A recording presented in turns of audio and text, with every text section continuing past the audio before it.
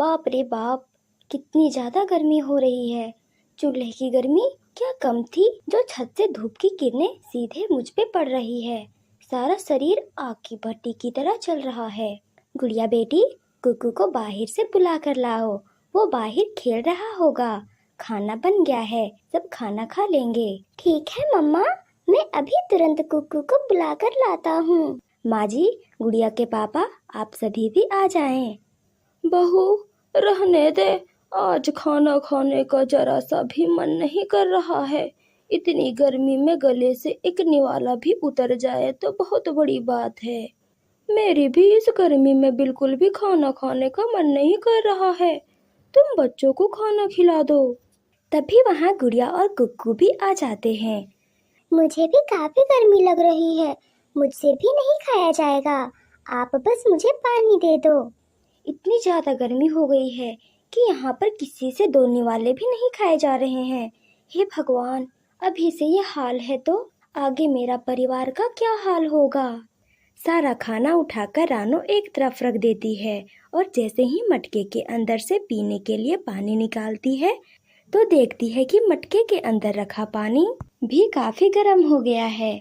इस गर्मी ने तो सारी हदें पार कर दी। मिट्टी के मटके के अंदर तो पानी ठंडा रहना चाहिए, लेकिन गर्मी ही इतनी है कि इसके अंदर का पानी भी खौल रहा है। पैसों के कमी के चलते हर गरीब की तरह रानो का परिवार भी टूटे फूटे झोपड़ी में अपनी जिंदगी काट रही थी। इस गर्मी में पीने के लिए ना तो फ्रिज का पीने के लिए पानी था और ना ही हवा खाने के लिए एक कूलर। हाथ के पंखे से ही पूरे परिवार का गुजारा चलाना पड़ता था। क्या हुआ गुड़िया के पापा, आपका काम सही नहीं चल रहा है क्या?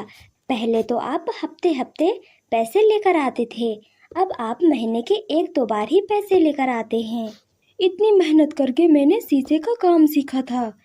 इतने सुंदर सुंदर शीशे के बर्तन बनाना और फर्नीचर बनाता हूँ, लेकिन ना जाने आजकल पक्षियों को क्या हो गया है, कोई खरीद ही नहीं रहा है।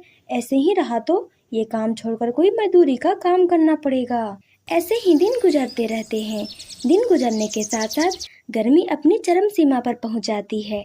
दिन रात में भी पक्षी अपने एसी कूलर छोड़कर इस गर्मी के मौसम में बाहर नहीं निकलना चाहते थे।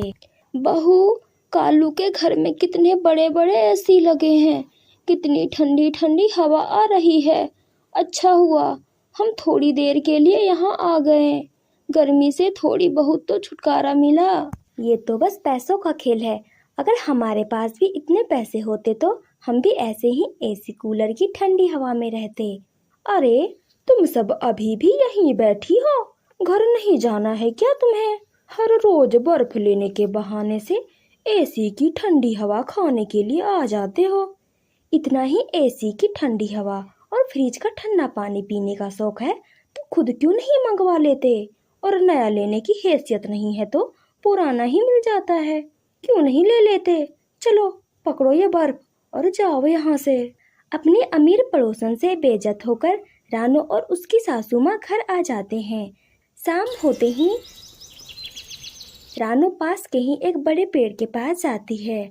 जब भी रानो को अपना दुख सुख बांटना होता, वो वही पेड़ के पास जाकर बोला करती थी, हे भगवान, क्यों इस तरह एक गरीब को पीड़ा दे रहे हो? ए ऊपर वाले, मैं तो बस इतना चाहती हूँ कि मेरे परिवार को इस गर्मी से छुटकारा मिले। ऐसे वो उस पेड़ के पास जाकर अपना सारा दुख बोलकर अपने घर आ जाती है। रानो को बहुत भरोसा था कि आज नहीं तो कल भगवान जी उसकी बात जरूर सुनेंगे। कुकू, हम जा रहे हैं। अरे जुग्गू बेटा, आपके आए यहाँ तो 10 मिनट भी नहीं हुए और तुम लोग जा रहे हो?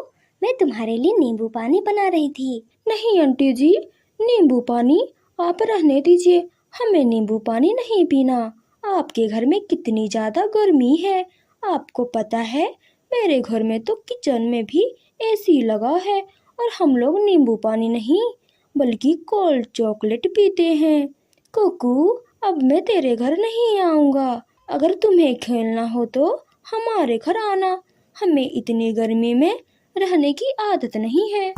जुग्गू इतना कहकर वहाँ से चले जाता है और ऐसे ही कई हफ्ते गुजर जाते हैं। रात का समय था। मानो काम से आते हुए अपने साथ शीशे के बहुत बड़े बड़े टुकड़े लेकर आता है, जिसे देखकर रानो बोलती है, अरे आप सारे शीशे क्यों लेकर आए हैं? क्या आप दुकान का काम घर पर करेंगे? मालिक ने काम के लिए शीशे मंगवाए थे, लेकिन मालिक एक हफ्ते के लिए दुकान बंद करके घर चले गए हैं और ये शीशे भी आ गए थे, तो इन्हें मैं घर ले आया। आज कुछ ज्यादा ही गर्मी का मौसम था, साथ ही साथ बहुत तेज लू चल रही थी, जिसके चलते रानो की सासू माँ और गुड़िया की तबीयत खराब हो गई थी, जिसे देख रानो बहुत दुखी हो जाती है, जिसके कारण शाम होते ही फिर से रानो उसी पेड़ के पास चली जाती है। हे भगवान, क्यों आप मेरे परिवार के साथ ऐसा कर रहे हैं? बचपन से लेकर आज तक हमेशा दुखी देखे हैं मैंने। अपने स्वार्थ के लिए आपसे कभी कुछ नहीं मांगा, पहली बार मांगा तो सिर्फ अपने परिवार के लिए। कुछ तो चमत्कार दिखाइए। रानो रोते हुए अपने घर आ जाती है। रानो के जाते ही अचानक उस पेड़ से एक सुनहरी रोशनी निकलती है और साथ ही साथ एक आवाज भी आती है, आज गरीब चिड़िया काफी परेशान है, मुझे उसके लिए कुछ करना होगा। जाओ और उस गरीब चिड़िया की मदद करो, जैसे आप कहें जादुई पेड़ जी। ऐसे बोलते ही उस पेड़ पर बैठी हुई जादुई तितली उड़ती हुई सीधा रानो के घर आती है। उस तितली की नजर घर के कोने पर रखे शीशे के बड़े टुकड़ों पर पड़ती है, जिसे देख वो उड़ती हुई तितली उन शीशों पर बैठ जाती है। उस तितली के अंदर से निकली हुई सुनहरी रोशनी उन शीशों पर पड़ती है। जैसे ही मानो उन शीशों के पास आने लगता है तो वो तितली उड़ती हुई वहां से चली जाती है, और जब मानो उन्हीं शीशों से शीशे का कूलर बनाने लगता है, ये देख रानो बोलती है, अरे आप शीशे का कूलर क्यों बना रहे हैं? भला शीशे का कूलर भी कोई बनाता है क्या? बनाता तो नहीं है, लेकिन किसी ने ऑर्डर दिया है। बच्चे भी आजकल अजीब अजीब चीजों की ऑर्डर देने लग गए हैं। अब दुकान तो बंद है तो घर में ही बना रहा हूँ। कई घंटों के लगातार मेहनत के बाद मानो शीशे का कूलर तैयार करता है।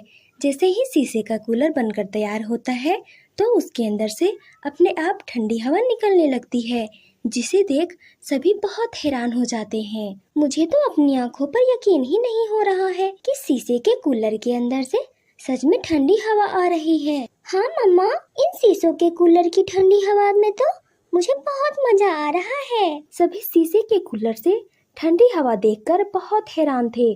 तभी फिर से उड़ती हुई वहाँ तितली आती है और शीशे के कूलर पर बैठकर बोलती है, आप सभी को हैरान होने की कोई जरूरत नहीं है, ये तो जादुई पेड़ का चमत्कार है। उन्होंने आपकी मदद करने के लिए यहाँ भेजा था। मैंने इन सभी शीशों को जादुई शीशों में बदल दिया है। अब जो भी इन शीशों की मदद से बनाएंगे वो सब असली बन जाएंगे, जैसे ये कूलर।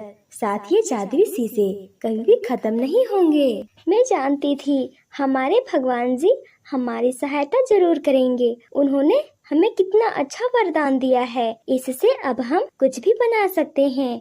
मैं तो सबसे पहले इससे एक फ्रिज बनाऊंगी और ठंडा ठंडा पानी पीऊंगी। बहू, सिर्फ फ्रिज ही क्यों, पड़ोसन के घर तो वो है ना एसी, हम वो भी बनाएंगे। अब जल्दी जल्दी मानो उन जादुई शीशों की मदद से फ्रिज और एसी बनाता है, जिनके बनते ही शीशे का फ्रिज और एक बिल्कुल असली एसी की तरह काम करने लगता है। मम्मा, ये देखो, शीशे के फ्रिज में रखा ये पानी कितना ज्यादा ठंडा है। मम्मा, ऐसा लग रहा है जैसे हम पानी नहीं बर्फ खा रहे हैं। और ये देखो एसी, बिल्कुल असली एसी की तरह काम कर रहा है। कितनी ठंडी ठंडी हवा आ रही है। अब तो हमारे घर में भी कूलर, एसी और फ्रिज आ चुका है। उस चमत्कार की वजह से रानो का पूरा परिवार उस झोपड़ी में भी अच्छी एसी, कूलर की ठंडी हवा और फ्रिज के ठंडे पानी को पीकर काफी ज्यादा खुश थे। कई दिनों तक रानो और उसकी सासू माँ पड़ोसन कालू के यहाँ बर्फ लेने नहीं जाते, तो गौरी उसके घर आती है और रानो के एसी, कूलर और फ्रिज को देखकर हैरान हो जाती है। कहीं मेरी आंखों का धोखा तो नहीं, सच में ये सब शीशे का बना हुआ है। कितने सुंदर शीशे का एसी और फ्रिज है, इसके सामने तो मेरे 1 लाख का फ्रिज भी कुछ नहीं। गौरी बहन आप रुके, मैं अभी आपको अपने शीशे के फ्रिज की ठंडी ठंडी पानी पिलाती हूँ। ये देखकर गौरी जलती हुई वहाँ से गुस्से में चली जाती है। उसके बाद से रानो और मानव उन जादुई शीशों की मदद से और भी कूलर, एसी और फ्रिज बनाकर गरीब जरूरतमंद पक्षियों को कम दामों में बेचते हैं, जिससे गरीब पक्षियों को भी एसी और फ्रिज से ठंडी हवा और ठंडा पानी नसीब होता है। इसी के साथ ही गरीब रानो के परिवार का भी हालात ठीक होने लगता है। तो प्यारे दोस्तों, प्लीज हमारे कहानी को लाइक और चैनल को सब्सक्राइब करें। आपका धन्यवाद।